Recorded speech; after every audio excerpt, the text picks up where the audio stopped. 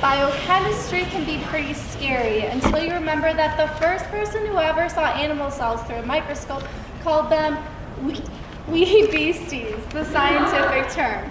Biochemistry can be pretty scary because it's the science of life, and life is terrifying. So you need to make sure you find a good lab partner, someone who passes through your protective membrane even though you're selectively permeable. Humans are already warm-blooded, but you gotta find someone who gets you hot, just as long as you don't forget safety gloves for experimenting. The human hand is the most flexible piece of the body. There are 27 bones in each with a plethora of calcium and cartilage that allow it to perform a variety of motions.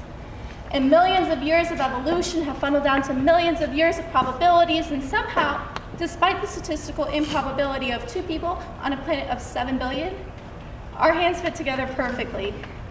When you're around, I melt like gallium at room temperature, so I'm taking your sugary kisses and transforming the glucose into adenosine triphosphate, just so I have the energy to keep going, even when you're not here.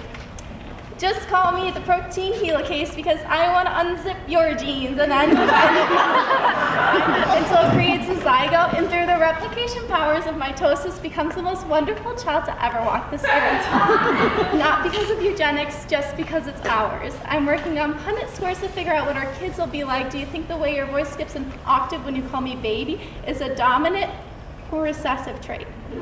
I think we share more than just the genetic code, but honestly, I want your gametes on the epithelial layer of my mammary glands. I want to get close to you. I want to wake up and find strands of your hair on my pillowcase, the most wonderful reserves of keratin to ever grace this domain. I want to be so close to you so much that your pheromones rub off on my skin, and I get to walk around smelling you all day until I do not need to hide behind facts when I talk about love. But until then, at the end of the day or beginning of the night, I don't care if it's natural selection that wound your arms around me tighter than the double helix strand of a DNA molecule, just as long as it's me selecting you naturally.